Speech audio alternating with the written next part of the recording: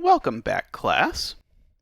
So as a reminder, last time we had taken the Fibonacci numbers, turned them into a power series, and then used various trickery to turn that power series into a nice looking function that knows all the information of this power series. In particular, this function, even though it's relatively simple, knows the answer to knows every Fibonacci number. Okay. So today, our goal is to rewrite this function in such a way that we can get some more information out of it in order to say some things about the Fibonacci numbers. Okay. Now, before I do that, I'm going to say that a thing I often think and sometimes say is that there's pure math and applied math. And one of the things about being an applied mathematician is that when you're an applied mathematician, you don't get to pick the numbers because you don't get to decide the equations that define reality. And so things sometimes work out to be messy, whereas in pure math, you just sort of, if it works out to be messy, you just ignore it. Okay. This is an instance where this is going to work out to be messy because we don't get to pick what the Fibonacci numbers are. And so I considered redoing this whole video so that we were going to work with something that was sort of like the Fibonacci numbers, but where the numbers worked out to be super nice. But then that's not so impressive. So I'll prepare you. This is going to be a bit of an ordeal. But I'll get through it, and then I'll put the version where the numbers work out nicely on the homework. So then you can deal with that. Okay.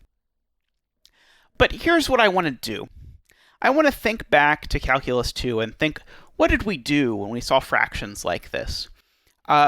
We'd often want to break them up. And the way we broke them up was to use something called partial fractions. Okay. So that's what I'm going to try and do. I'm going to try and rewrite this as a fraction, or as a sum of two simpler fractions. Okay. So to do that, I'm going to need to factor this denominator here. And so I'm going to factor this in a somewhat unusual way. Namely, I'm going to try and factor this denominator like this. There's a couple reasons for doing this. The biggest is that just this will save us a bit of algebra if I factor it like this rather than in the obvious way, which would be to pull a -1 up here and then factor it as x squared something blah, blah, blah. But what does this mean? Well, this means I need to figure out how I'm going to factor 1 minus x squared. Okay. And the astute of you might recognize that this polynomial looks suspiciously like the polynomial that defined the golden ratio way back in what I called the 0th video of this week, which wasn't even intended to be a joke about the fact that power series start counting at 0, but there you go, it worked out anyway. So the reason why this is going to work out to be messy is that when I factor this, there's going to be golden ratios involved, and the golden ratio is some fraction with a square root of 5 in it. It is what it is. Okay. But here's how I'm going to factor this. I'm going to factor an x squared out of this, okay, which is a weird thing to do. But when you're factoring backwards polynomials, this is usually the thing you want to do first. Minus x to the -1 minus 1. Okay. So here is my backwards polynomial. Now this isn't factored yet, but the reason why I did that is that now this is sort of a regular quadratic, where the x squared term is at the front, except it's actually, instead of being an x squared, it's actually an x to the -2. So if you want, this is really a quadratic in x inverse, rather than being a quadratic in x. But I can still factor it in just the same way. In particular, I'm going to factor this by using the quadratic formula to figure out what the roots are. So the roots of this are opposite b plus or minus the square root of b squared minus 4ac. Okay, so this is exactly the golden ratio and negative the reciprocal of the golden ratio, as we saw in the first video, or the 0th video if you prefer. Okay. Which means that this is inverse minus the positive 1 times x inverse minus the negative 1.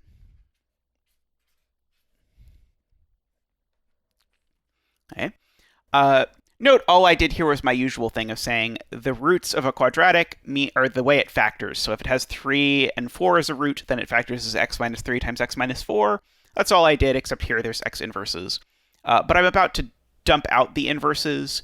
So here I'm going to rewrite this as 1 minus 1 plus root 5 over 2x times 1 minus root 5 over 2x. All I did was multiply one of the x's into this term and one of the x's into that term, so that gave me this. Okay, and so I did all of that so that I could factor this thing in the form 1 minus alpha x times 1 minus beta x, where here alpha is 1 plus root 5 over 2, beta is 1 minus root 5 over 2. Keep in mind, there's no magic about the fact that I'm calling these things alpha and beta. I just don't want to write this number 100,000 times. So I'm just giving it a short name so that whenever possible, I can avoid writing this whole number out, and ditto for this number. Okay. But I do need to remember what these are, so I'm going to box these in because these characters are going to be showing up for the rest of our video. That marker doesn't work. But that one does. Okay, so we'll be coming back to our friends alpha and beta. But for now, let's go back to our little f. And so our little f of x, it is 1 over 1 minus alpha x times 1 minus beta x, where, again, that's what I just did. I just took the denominator here, factored it, and did a bunch of stuff until it looked like that. Until it looked like that with that alpha and that beta. So I've not done anything yet. Okay. But what does partial fractions let me do? Partial fractions lets me write this in the simpler form, something over this plus something over this. Okay, and I don't immediately know what the somethings are, but we can figure out what the somethings are. Okay, so I'm going to try and figure out what this capital A and capital B are that make this equivalence true. And the reason why that's helpful, again, is because the function something divided by a linear polynomial plus something divided by another linear polynomial is simpler to work with than something divided by this quadratic. Okay, so in trying to figure out what capital A and capital B are, I want to multiply both sides of this equation by 1 minus alpha x times 1 minus beta x. So you might not have thought about this since you were in Calc 2, but this was the standard way that you went about doing partial fractions, except probably in Calculus 2, none of the answers worked out to have square roots of 5 in them. But, well, it is what it is. Okay, so when I multiply the left-hand side by 1 minus alpha x times 1 minus beta x, I'm going to get 1. And so here's the thing I'm trying to solve. 1 equals capital A times, okay, and so when I multiply this term by 1 minus alpha x times 1 minus beta x, the 1 minus alpha x's are going to cancel, and so I'm going to get A times 1 minus beta x, plus, and then likewise in this term, the 1 minus beta x is going to cancel, and I'm going to be left with B times 1 minus alpha x. Okay. I'm going to briefly here remember what alpha and beta are. So I'm going to here multiply everything out.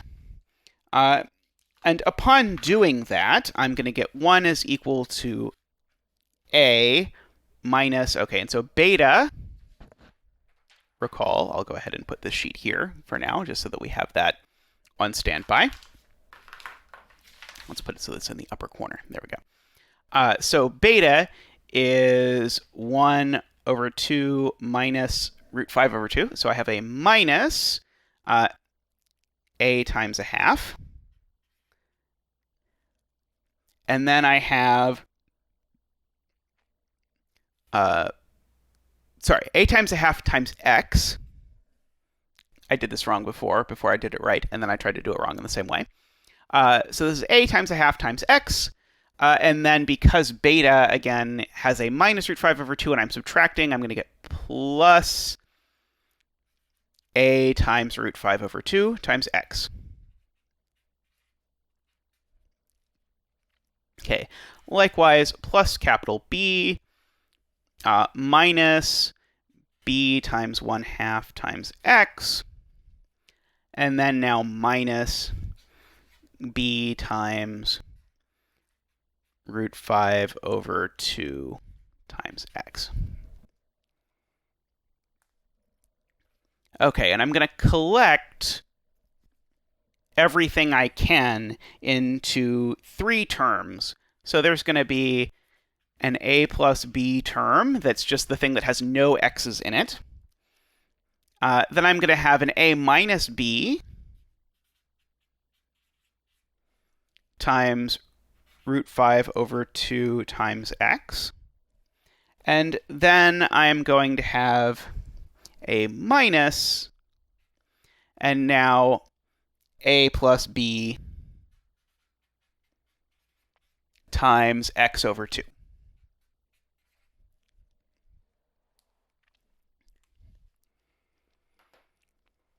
Okay, and so now I have to remember something. And so here's a good point to think about something that you probably haven't thought about since 152 and probably didn't make any sense when you took Calc 2.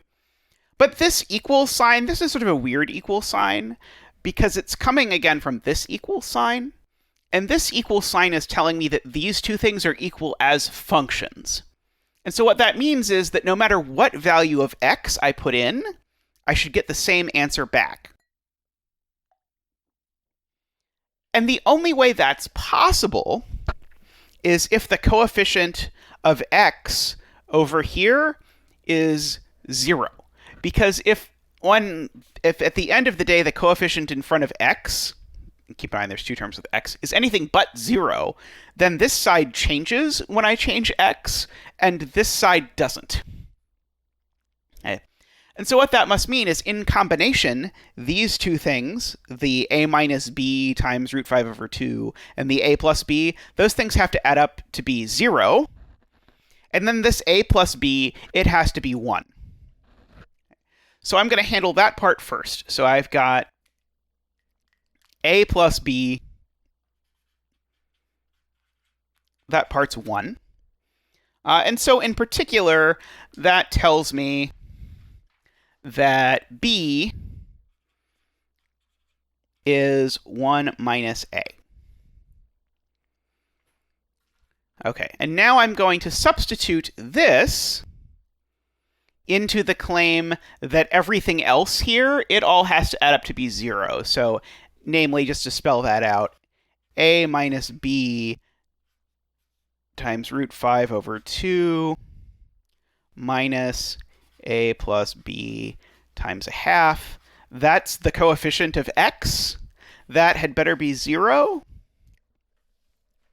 And so what I'm going to get here, once I substitute in b as 1 minus a, is this is going to become 2a minus 1 times root 5 over 2 minus, and now this part here is going to be a plus 1 minus a, so that's just 1.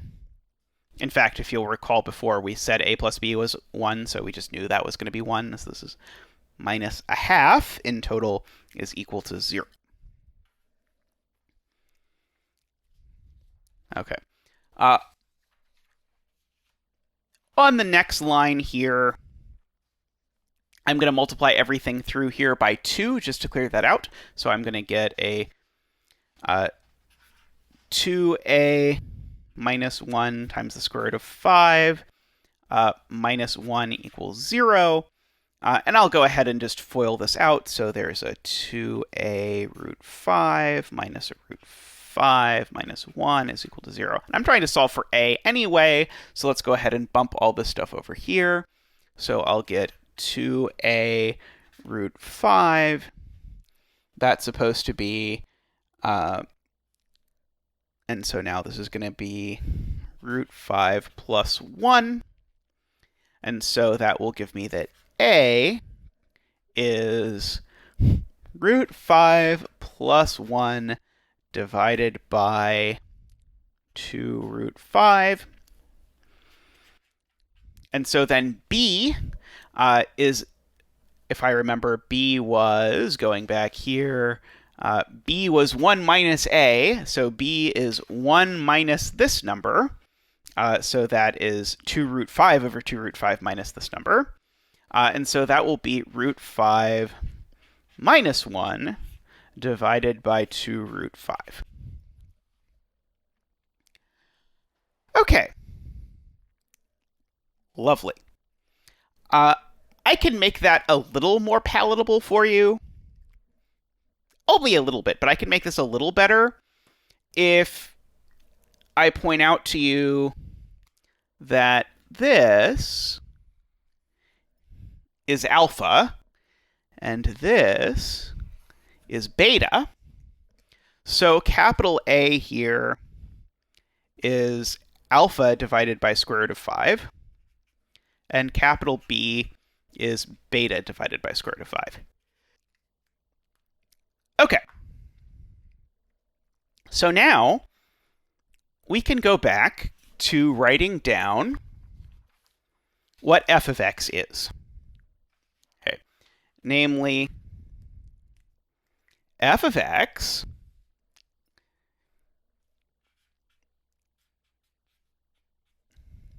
is, okay, so it is using, again, this is alpha and this is beta. I can stack all of this like this. Okay, so that's A, that's B in terms of alpha and beta. So this is, and I'm going to write this as 1 over square root of 5 times alpha over 1 minus alpha x plus, and then 1 minus square root of 5. Aha, okay. Sorry, I screwed something slightly up here, despite the fact that I'm following along with my notes. When I said that b is beta over the square root of 5, if I had looked slightly and tilted my head over here, it's minus beta over the square root of 5. Okay, so there's a minus sign here. And so I'm going to replace this plus with a minus, and then remembering that f of x is this, that's going to give me minus 1 over the square root of 5 times beta divided by 1 minus beta x. And so that is to say that f of x can be written in the maybe lovely, maybe not lovely. I guess it's all a matter of personal preference, but it can be written as 1 over the square root of 5 times alpha over 1 minus alpha x minus beta over 1 minus beta x. Okay. So how does that help? Well, now I can write down a power series expansion for little f. Okay. And I know what you're thinking. Well, Tommy, didn't we just spend 20 minutes figuring out how to write down f? We already knew the power series expansion for little f. Namely, the power series expansion for little f, we actually started with that like way, even in the last video. The power series expansion for little f is big F. It's this thing with the Fibonacci numbers. Did you remember that there were Fibonacci numbers involved in what we were doing? Kudos to you if you did. But that's the point. I'm going to write down a different power series expansion for little f. And then by magic, because little f is the function whose power series expansion is this thing, that's going to tell us a formula for the Fibonacci numbers. That's our point here. We're going to figure out a formula for the Fibonacci numbers, and then we're going to learn a lot about them out of this. Okay, so we're almost there. But before we get to that, we have to figure out our power series expansion for this thing.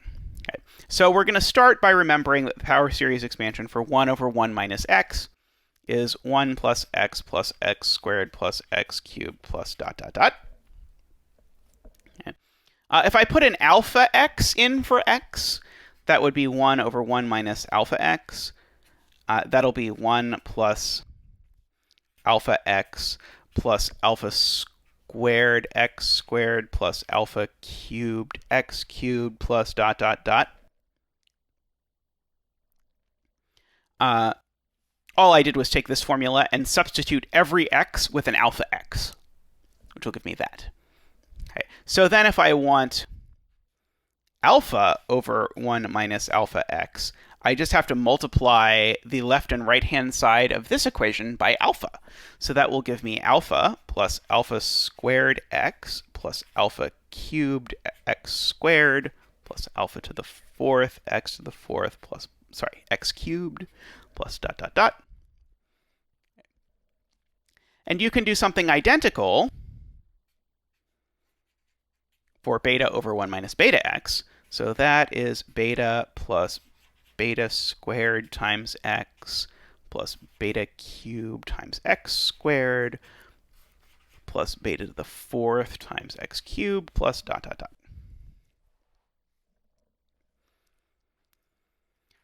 Okay. But f of x, little f of x, remember, is 1 over the square root of 5 times this minus this. So if I put all of that information together, that's going to tell me that little f of x can actually be expressed as, and so what's the first term here going to be? The first term is going to be 1 over the square root of 5 times alpha minus beta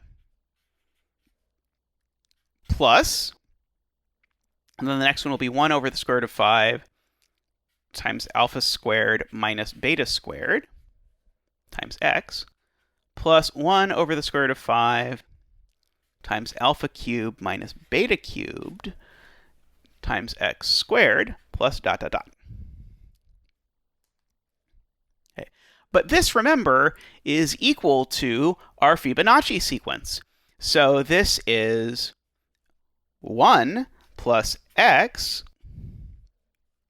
plus 2x squared plus dot, dot, dot. Okay. And so if you write these down, this thing here is telling you that f of x is the sum, as k goes from 0 to infinity, of 1 over the square root of 5 times alpha to the k plus 1 minus beta to the k plus 1 times x to the k. That's what we wrote here, but this is also the sum as k goes from 0 to infinity of just the kth Fibonacci number times x to the k. Sorry. And so our conclusion here is this pretty magnificent theorem which says that the kth Fibonacci number is identically equal to 1 over the square root of 5 times and I'll go ahead and remind you what alpha and beta are when I write this down, times 1 plus the square root of 5 over 2 to the k plus first power minus 1 minus the square root of 5 over 2 to the k plus first power. Okay, and I want to note, this is an exact formula. At no point did I approximate. This formula will give you exactly the kth Fibonacci number. Okay, so this is an example of the kind of thing you could do with generating functions. We started with this idea of the Fibonacci numbers. We encoded them in a function that was sort of just a plain old ordinary function that was the sort of thing we thought about in like Calculus 2. And then we did Calculus 2 stuff. We used partial fractions to rewrite it. And then from there, we were able to find a formula for the terms of our sequence. This is very nice. Okay, and so this is an explicit formula for the kth Fibonacci number. Okay. But if we're willing to think about this, we can actually do a little bit better. Because you might remember from our discussion about the golden ratio, this is the golden ratio. This is 1.618 something something. This is phi. And then this is the negative of the reciprocal of the golden ratio. So this is negative 0.618 blah, blah, blah. Okay. And so what you might notice about your alpha and beta here is that if I look at the powers of beta, well, because this number is less than 1 in absolute value, when I take really high powers of it, it's going to go to 0 very rapidly. And so when I look at this formula for the nth Fibonacci number, this term is getting bigger because I'm taking a power of a number that's bigger than 1. And this number is actually getting smaller. This piece of the formula, this is actually very nearly 0. Okay.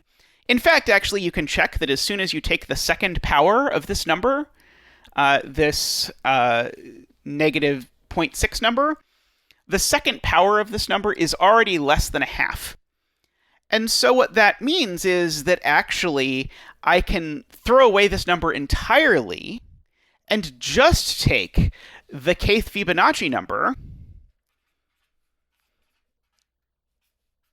So the kth Fibonacci number, it is the number closest, it's the integer closest to just 1 over the square root of 5 times the k plus first power of the golden ratio.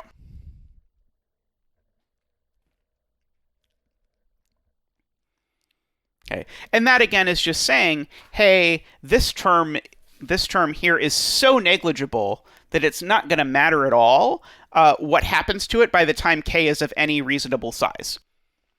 And so you can now write down just this formula. Okay. Now this formula is in fact a very efficient way to calculate Fibonacci numbers. You just have to calculate powers of this one number, and then you'll get them. Okay. Now another, and I promise this video is almost over, but one more corollary I wanted to point out of all of this work that we've done is that if you look at the ratio of the nth Fibonacci number to the nth Fibonacci number, well, again, the nth Fibonacci number is very close to the n plus first power of the golden ratio times 1 over the square root of 5. So if I look at the ratio of two consecutive Fibonacci numbers, then I'm going to basically be looking at this. This is an approximation, but it's a very good approximation. So the 1 over square roots of 5 are going to cancel, and all I'm going to be left with here is the golden ratio. And so, in fact, what you'll find is that if you take the ratio of consecutive Fibonacci numbers, that converges very rapidly to the golden ratio. And so, for example, if you think about it, here's the easy one. So go 1, 1, 2, 3, 5, 8. It's pretty easy to calculate 8 over 5. 8/5 is already 1.6. Well, if you consider that this golden ratio is about 1.618, we're already pretty close. And you only get closer from there with each term. All right, so that gives you some idea of all of the beautiful things that you can do with generating functions.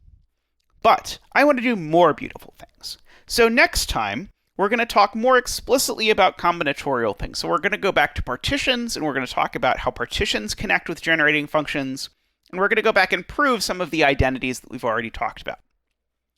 And then we'll prove some more things. But until next time, be well.